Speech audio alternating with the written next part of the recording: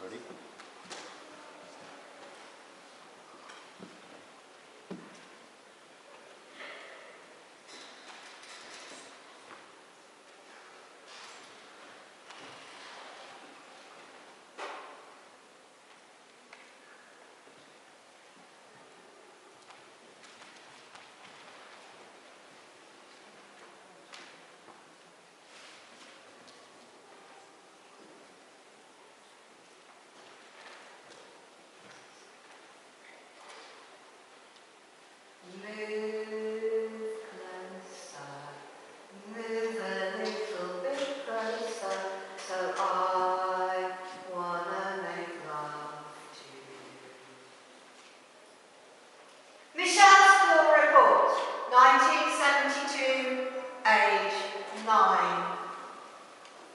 Michelle got a C for trying, apparently, and she likes drama and is good, but not good enough.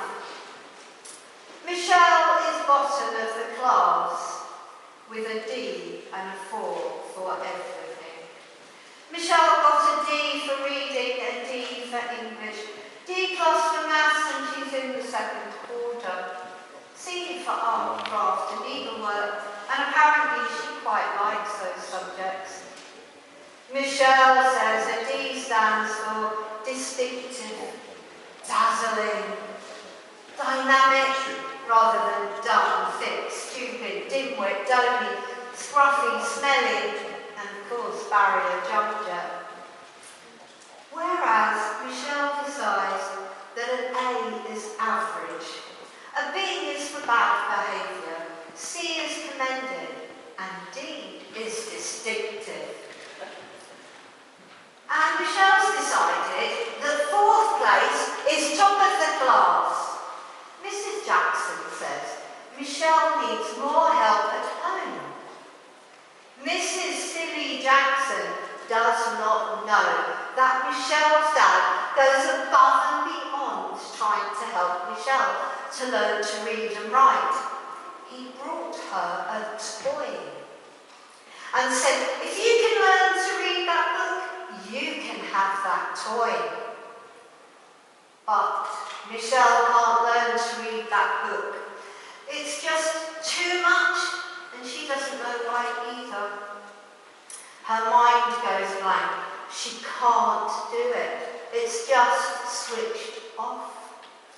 Michelle will laugh and change the subject, and her dad will have a sigh of exasperation and think she is messing him around, but she really can't remember. She can't remember the sounds or the image of the letters, and so talks really fast. She can't remember even though he's just sounded it out to her. It goes in one ear and out the other, and she runs away and smiles. And her exasperated father sighs. But Michelle can't do phonetic spelling. She's got an 8 audio deficit. Michelle's ambidextrous. She can't tell left from right or under or over. But she is ambidextrous. She can't copy correctly either. And she likes to make shapes with letters. Her handwriting becomes illegible, but that way you don't know she can't write. Michelle is under-coordinated and crap at all team games and sports. And she misspells, misuses and mispronounces words without realising it. But Michelle can draw, and she does have emotions, and she knows a bully when she meets one. After the summer holidays, a new teacher comes to the school and has Michelle checked out by a school psychologist. The women put cards in front of Michelle on the table, and said, "What's missing from the images?" One image was a face with no eyebrows, but the woman assessing Michelle had no eyebrows either. It was a fashion to shave off eyebrows and pencil them in. Michelle answered, "No eyebrows." The test was hard, and all these shapes and other weird and wonderful things Michelle couldn't do. 2 weeks later, she was in what was called the special needs class and labelled dyslexic. Now, Michelle also talked really fast and realised that she was now an even bigger target for the nasty kids who called her thick, dumb, stupid, and as if dyslexia was not enough, she was also Jewish. And the school had told her family that learning Hebrew at home must stop and was to blame. She also had to stand up to kids who accused her of killing Jesus. Then she had to stand up to a teacher who called her a liar when she said that Jesus was a Jew. The teacher, a Mrs. Mann, was made to apologise to Michelle, who was small for her age and had to quickly learn to stand up to whatever got thrown at her. Now listen very closely. Michelle had to be a warrior and a partisan to survive. And believe you and me, there are women who are warriors. Doesn't mean you pick up a sword. You too can cross the transporter bridge like the suffragettes, Red Ellen and Namio Jacobs, one revolutionary step at a time. Wearing stilettos, DMs, flip-flops, your wheelchair or crutches. And if the current tries to pull you down, put on a life jacket, armbands and a rubber ring.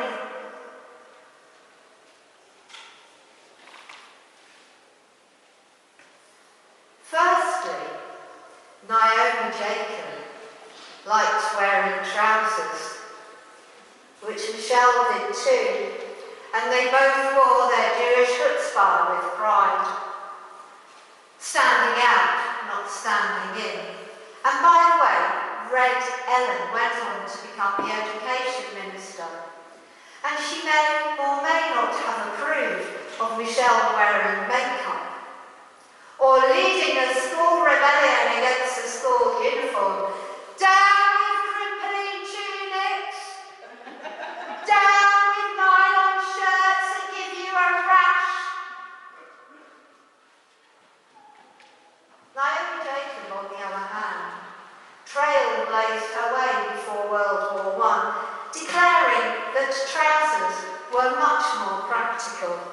And Michelle liked wearing trousers too, because they've got pockets for your keys and no need for a bag. And this resulted in Namio Jacobs being banished from teaching in Middlesbrough forever. But she didn't mind, because she went on to treadboards with the likes of John Gielgud and Carews with Mari Lloyd, and she lived openly as a lesbian for the rest of her life, whilst writing novels. And she got to insult Hitler and shine a light onto what was to come in 1935 by giving back her prize that had also honoured Mein Kampf. So Michelle too decided to get out of her little girl clothes, and she took in the darts and unpicked the threads, shortened her hem, gathered the darts, backstitched her seams, sharpened the needle point, took in the waist and expanded her mind and kept her pockets. And upcycled the lot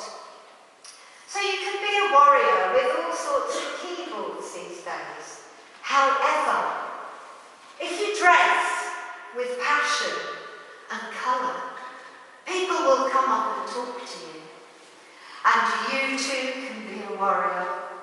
Michelle still can't tie her shoelaces, and she writes artists instead of artists. But she gets to make up words that make you laugh.